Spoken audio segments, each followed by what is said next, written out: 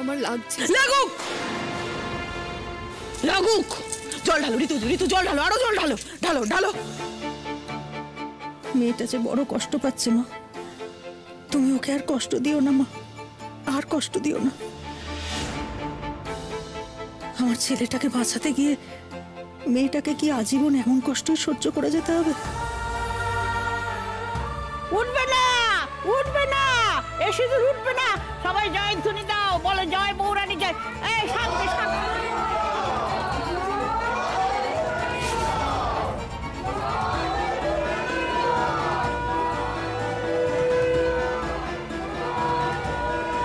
বন্ধ করো, বন্ধ করো এই নাটক। অনেকবার তোমাকে বলেছি মা, তুমি কোনোবার আমার কোনো কথা শুনোনি, কিন্তু আজ তোমাকে আমার কথা শুনতেই হবে। আমি ঠাকুর পুরুষোত্তম সিংহ বলছি, এই বিয়ে আমি মানি না। কোনো বিয়ে হয়নি আয়ুষ্মান আর অষ্টমীর। আয়ুষ্মানের বিয়ে হবে আজ উজ্জয়িনীর সাথে। অষ্টমী, তুমি যদি আমার পথের কাঁটা হয়ে দাঁড়াও, আমি কিন্তু তোমায় ছেড়ে দেব না। এভাবে আমি কিছুতেই সব সুযোগ হাতছাড়া করব না। আয়ুষ্মান সিংহের স্ত্রী হব আমি। আয়ুষ্মানের সাথে আমার বিয়ে হবে, আমার। এই মেয়ে, তুমি কি বলছো কি? তোমার তো পাপ লাগবে। আরে দয়া করে এমন করে বলবেন না আমার মেয়েটাকে আপনারা। সেটা আপনার মেয়েকেই বোঝান। বৌরানীর আদেশ অমান্য করছে আপনার মেয়ে। না না না না, ব্যাপারটা অন্যদিকে চলে যাচ্ছে। নবগ্রামের মানুষ ছুটে গেলে হবে না, ওদেরকে আমায় হাতে রাখতেই হবে। ওরাই যে আমার সব।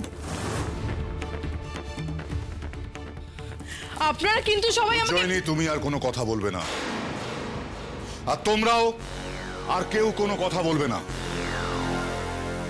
কথা বলবে এবার আমি, বৌরানী মার সাথে। জানবো আমি তার কি আদেশ, কি তার ইঙ্গিত। তোমরা সকলে বিশ্বাস করবে তো আমার কথায়?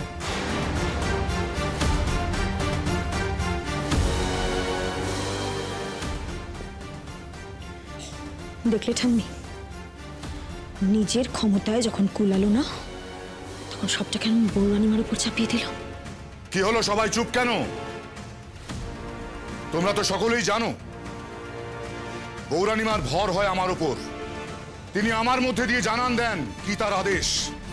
তাহলে এই বিয়ে নিয়ে কাল সকালে আমি বৌরানীমার সাথে কি কথা হলো সবাইকে জানাবো,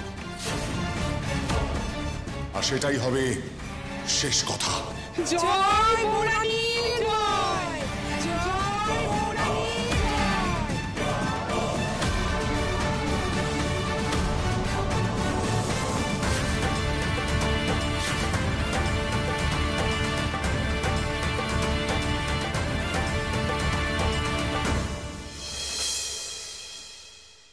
আয় আয়, যা হবার হয়ে গেছে, চল বৌরানীকে প্রণাম কর।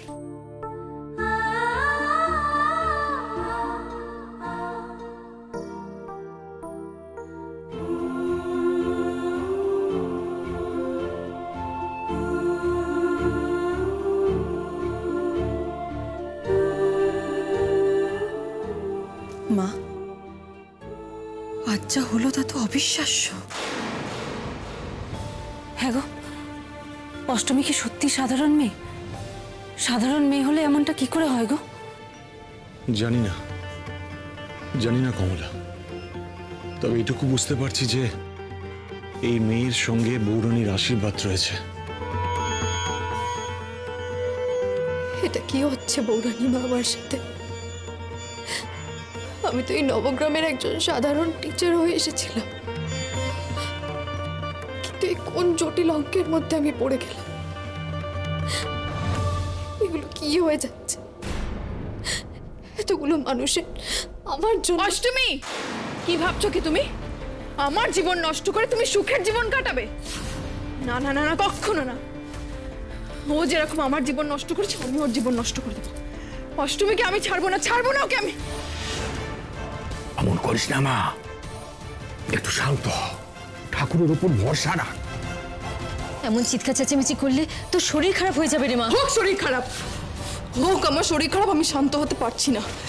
আমি এই অষ্টমীকে শেষ করে দেবো, শেষ করে দেবো আমি ওকে। উজ্জয়িনী, কি অসভ্যতা হচ্ছে এসব? আমরা এখানে এত গুরুজন রয়েছি, তার মাঝখানে তুমি এসব কি কথা বলছো? কেন তুমি অষ্টমীকে দুষছো? বারবার তো বলা হয়েছে যা হয়েছে বৌরানীমার আশীর্বাদে হয়েছে। কেন অষ্টমীকে তুমি দোষারোপ করছো? অষ্টমীর এতে কোনো হাত নেই। বাবা, উজ্জয়িনী তো ডেঞ্জারাস। সবার সামনে অষ্টমীকে মেরে ফেলবে বলছে, থ্রেট দিচ্ছে। হয় অষ্টমী নিজের মুখে স্বীকার করবে এই সবটা ওর প্ল্যান, নাহলে আমি ওকে এইটার বাড়ি মেরে ওর মাথা ফাটিয়ে দেবো।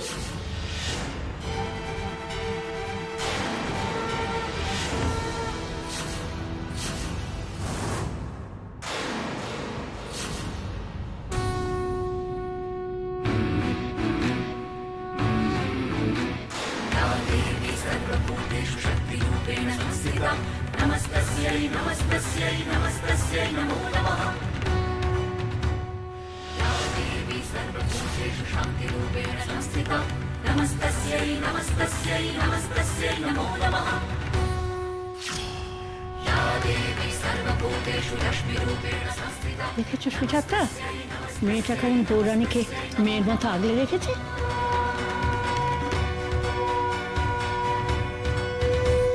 উজ্জয়িনী, ওঠো ওঠো ওঠো, ছাড়ো আমায়। একদম নাটক করবে না, তোমার সব নাটক আমি ধরতে পেরে গেছি। তুমি ইচ্ছা করে আমার বিয়েটা ভাঙলে, তাই না অষ্টমী? না উজ্জয়িনী, বিশ্বাস করো আমি এটা চাইনি। কোথা থেকে যে কি হয়ে গেল আমি নিজেও কিছু বুঝতে পারছি না। বুঝতে পারছো না? বুঝতে পারছো না তুমি? এখানে না বোঝার মতো কি হয়েছে আমাকে বলবে প্লিজ? তোমার প্রথম থেকেই আয়ুষের ওপর নজর ছিল। এই যে মেয়ে, এক কথা তো অনেকক্ষণ ধরে বলছো, একটা কথা বলো তো, সবার সামনে তো সিঁদুর তোলার এত রকম চেষ্টা হলো, উঠলো সিঁদুর? কেন উঠলো না? তুমি, বড় মা, এরা দিদি, তোমরা কেউ কোনোদিনও আমাকে পছন্দ করতে না, তাই এইসব আজে বাজে প্রশ্ন তোমাদের মাথায় আসছে। তোমরা কি একবার ভেবে দেখছো আমার কি হবে? আর এই যে অষ্টমী তুমি, আমি এবার বুঝতে পেরেছি এই পুরো বিয়েটা ইনিশিয়েটিভ নিয়ে কেন তুমি আয়োজন করেছো। কারণ তুমি জানতে যে ছাদনাতলায় তুমি আর আয়ুষ বসবে, বিয়েটা তোমার আর আয়ুষের হবে, আমার আর আয়ুষের নয়, তাই তো? না উজ্জয়িনী দি, তুমি চুপ, একদম চুপ। তোমায় তো আমি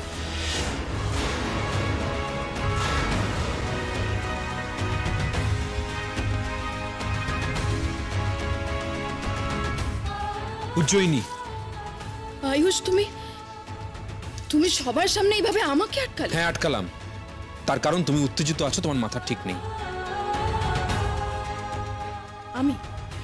আমি উত্তেজিত আছি আয়ুষ?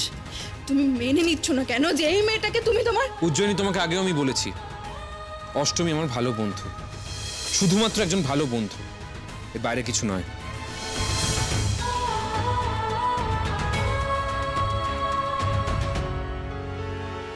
আমি ওনার কাছে ঋণী, কারণটা জানো? এর আগেও একবার আমার প্রাণ উনি বাঁচিয়েছেন, কালকে রাত্রেও উনি আমার প্রাণ বাঁচিয়েছেন। তারপর যা কিছু ঘটেছে পরিস্থিতি অনুযায়ী ঘটেছে, তার বাইরে কিছু ঘটেনি। এবং কি কি ঘটেছে সবার সামনে সে কথা আমি স্বীকার করেছি। এখন কে বিশ্বাস করবে কে বিশ্বাস করবে না সেটা প্রত্যেকের ব্যক্তিগত মতামত। এ বিষয়ে আমার সত্যি কিছু বলার নেই। এক্স্যাক্টলি কি ঘটেছে, সত্য কি, তা জানার জন্য কাল সকাল পর্যন্ত আমাদেরকে অপেক্ষা করতে হবে। কারণ বাবা বলেছেন বৌরানীর কি আদেশ সে কথা সবার সামনে কাল সকালে উনি জানাবেন। তাই কাল সকালে আমরা জানতে পারবো সত্য কি। বৌরানীর আদেশ তুই যে কবে বুঝবি দাদা? এই সব হলো বাবার নিজের আদেশ। তাই বাবা কাল সকালে কি জানাবেন সেটা আর কেউ জানুক বা না জানুক, আমি খুব ভালো করে জানি। হ্যাঁ সত্যি, আমারও না তাই মনে হয়। এইসব ব্যাপার নিয়ে বেকার ঝামেলা করে তো এখন কোনো লাভ নেই। বাবা তো কালকেই আমাদের জানাবেন, সেই অনুযায়ী পরের কথা না হয় পরেই ভাবা যাবে। না না না, কিছুতেই পরের কথা পরে ভাবলে হবে না। পরে ভাবতে গিয়ে যদি পুরো খেলাটা সত্যি কোনোভাবে অষ্টমীর দিকে ঘুরে যায়, তখন আমি কি করব? এই সিংহবাড়ির বড় বউ হবার সুযোগ আমি চিরকালের মতো হারিয়ে ফেলবো। এই এত সম্পত্তি সব তো হাতছাড়া হয়ে যাবে। কি হলো উজ্জয়িনী? শুধুমাত্র একটা রাত পারবেন আমার জন্য অপেক্ষা করতে? আমি তো বললাম তোমায়, বৌরানীর কি আদেশ সে কথা কালকে সকালেই আমরা জানতে পারবো। আমি জানি উজ্জয়িনী, আমি জানি তোমার মনের মধ্যে কি ঝড় বইছে, আমার কতটা কষ্ট হচ্ছে, কিন্তু আমি বিশ্বাস করি তুমি আমায় ভালোবাসো, আমায় বিশ্বাস করো। বৌরানীর উপর তোমার সম্পূর্ণ ভরসা আছে, তাই একটা রাত দয়া করে আমার জন্য অপেক্ষা করো। আমার দৃঢ় বিশ্বাস বৌরানী যা সিদ্ধান্ত দেবেন সকলের মঙ্গলের জন্য দেবেন।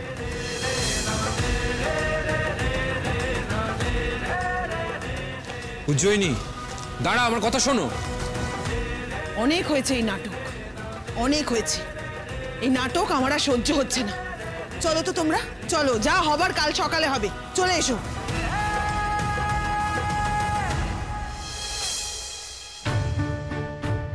বৌরানী তুমি দেখো, দাদা ভাইয়ের বউ যেন অষ্টমীই হয়। ওই উজ্জয়িনীকে আমার একদম ভালো লাগে না।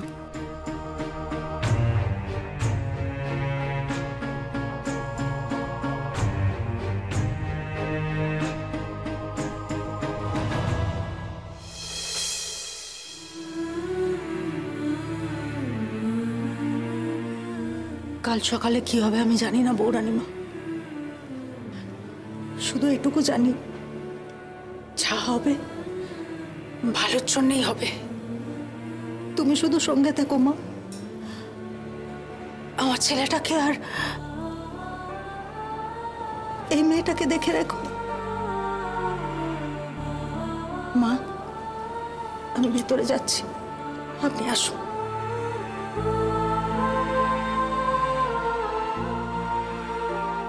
এই বুড়িটার কথা মানিস তো মা?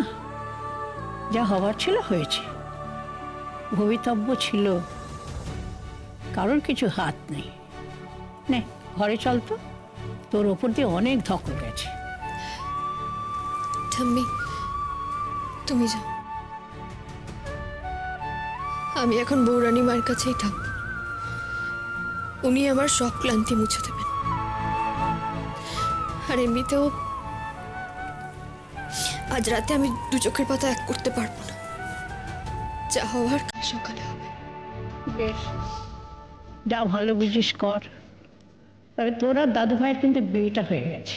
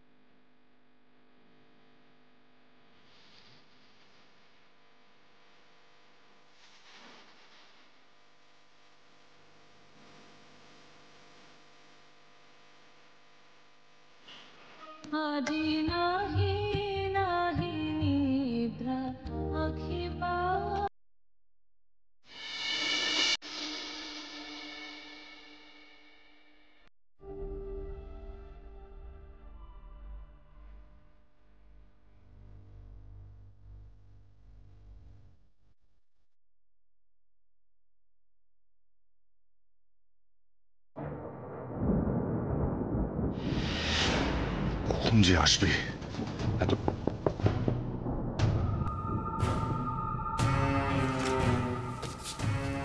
ভেতরে এসো, ভেতরে এসো।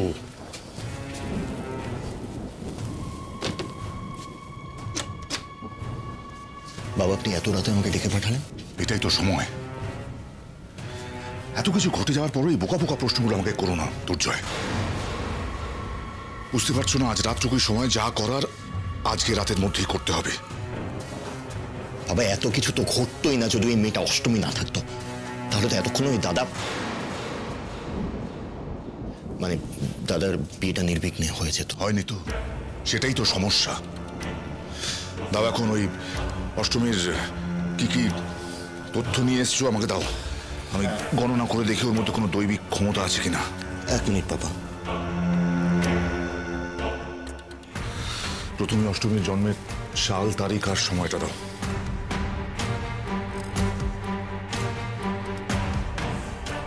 আজ তো আমি অষ্টমীর ঠিকুজি কুষ্টি বের করেই ছাড়ব, কেউ রুখতে পারবে না আমায়। এই অষ্টমীর নবগ্রামে আসার আসল উদ্দেশ্যটা কি সেটা আমি আজই জেনে যাব।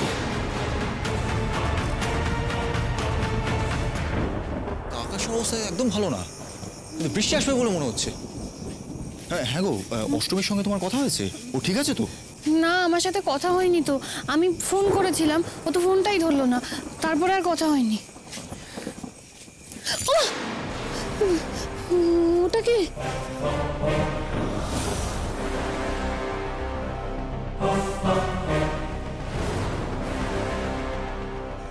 জহর, আরে তুই রেইনকোট পরে দাঁড়িয়েছিস কেন? এখন তো বৃষ্টি নামেনি। আরে জহর, এসব কথা ছাড়ুন, আমার কথাটা শুনুন।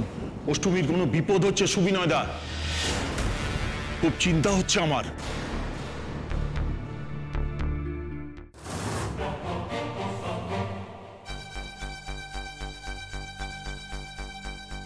আপনাদের ফোনে না পেয়েই বাড়িতে চলে এসেছি। একদিন আগেই একটা লোক এসে শিক্ষা পর্ষদ অফিসে অষ্টমীর সব ডিটেলস জানার চেষ্টা করছিল। অষ্টমীর ডিটেলস? হ্যাঁ, শিক্ষা পর্ষদের এক পিয়নের সাথে কথা বলতে দেখা গেছে। অচেনা লোক ডিটেলস চাইছে। আমার এটা ভালো লাগেনি, আমিও ওনার ছবিটা তুলে রেখেছি। এই দেখুন, এই দেখুন।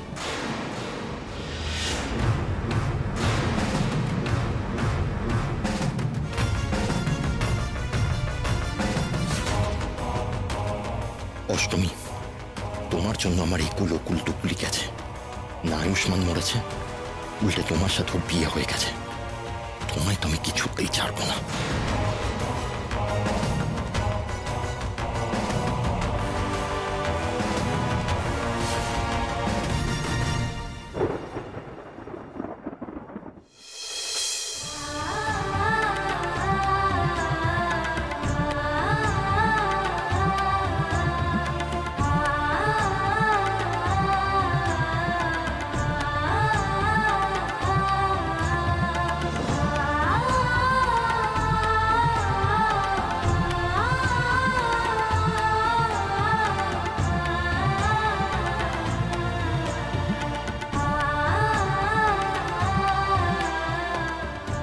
কি নতুন বউ একা যে?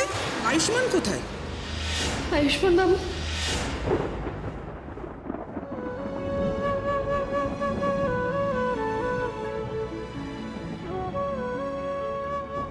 ছি ছি, কি স্বপ্ন দেখলাম আমি?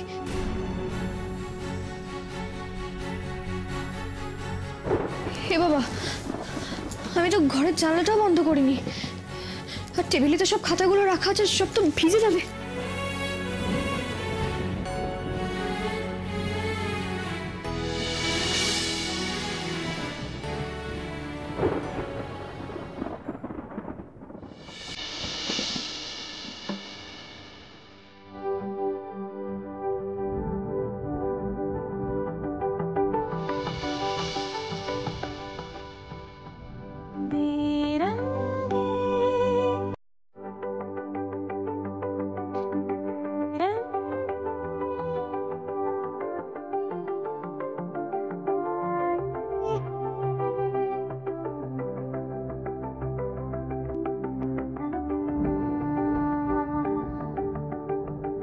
আরেকটা পাল্লা।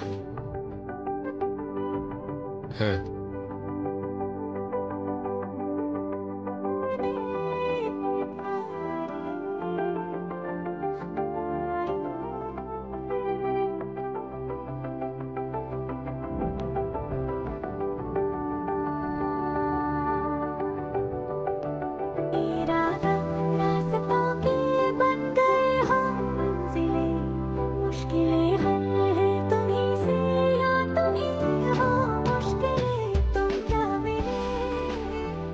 আয়ুষ্মান বাবু, আপনি এই ঘরে? না আসলে হঠাৎ করে ঝড় উঠেছিল তো, তাই জানলা বন্ধ করতে গিয়েছিলাম। এখান দিয়ে যাওয়ার সময় দেখলাম আপনার ঘরে কাগজগুলো উঠছে। মনে হয় জানলা নিশ্চয়ই খোলা আছে। তাই জানলা বন্ধ করতে ঢুকে দেখি যে আপনার চোখে হয়তো কিছু ঢুকেছে, তাই আর কি।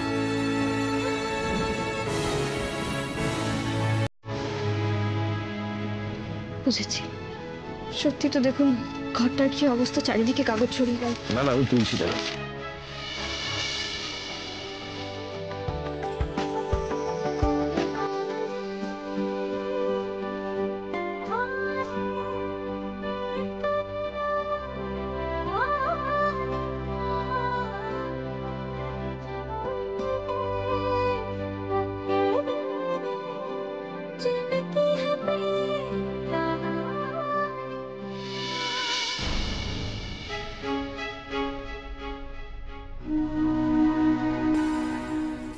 আয়ুষ্মান বাবু, হ্যাঁ বলুন। বাকি সবার মতো কি আপনিও মনে করেন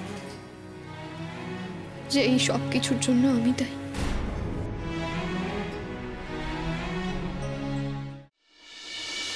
আমি কোনো মনে করার মতো অবস্থায় নেই অষ্টমী। কি হচ্ছে, কেন হচ্ছে, কিভাবে হচ্ছে আমি সত্যি কিছু বুঝতে পারছি না। শুধু একটাই কথা আমি জানি, খুব ভালো করে জানি, যে যবে থেকে আপনি নবগ্রামে এসেছেন না, একের পর এক বিপদের সম্মুখীন হয়েছেন। তাই আমার মনে হয় আপনি নবগ্রাম ছেড়ে চলে গেলে আপনার জন্য তা ভালো হবে। আয়ুষ্মান বাবু, দেখুন অষ্টমী, আমি বারবার বলেছি, সবার সামনে বলেছি, আপনি আমার খুব ভালো একজন বন্ধু, খুব ভালো একজন বন্ধু।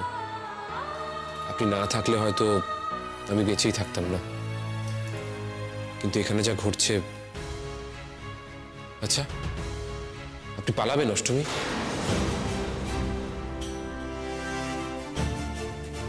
পালাবো? আমার মনে হয় এটাই আপনার করা উচিত এই মুহূর্তে। এটাই সব থেকে সহজ সলিউশন। দেখুন, বৌরানী কি নিদান দেবেন আমরা কেউ জানি না। হয়তো যা নিদান দেবেন সেটা কেউই আমার মন থেকে মেনে নিতে পারবো না, তাই না?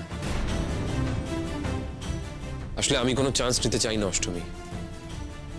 আপনি যদি এখান থেকে চলে যান তাহলে কোনো সমস্যাই থাকবে না। বৌরানী যাই নিদান দিক না কেন, আপনার কোনো ক্ষতি হবে না। সেই জন্যই বলছি, আপনি পালিয়ে যান অষ্টমী। এতে সব দিক রক্ষা হবে। কিন্তু আমি যা বলছি আপনার ভালোর জন্য বলছি, ভেবে চিন্তে বলছি। আশা করি আপনি আমার কথা বুঝতে পেরেছেন।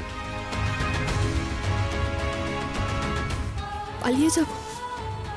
আমি পালালে আয়ুষ্মান বাবু কি বিয়ের ঝামেলা থেকে মুক্তি পাবেন? আমার কি তাহলে সত্যিই পালিয়ে যাওয়া উচিত? কিন্তু আমি তো কিছু করিনি, তাও পালিয়ে যাব কেন? বৌরানী, তুমি একটা পথ দেখাও।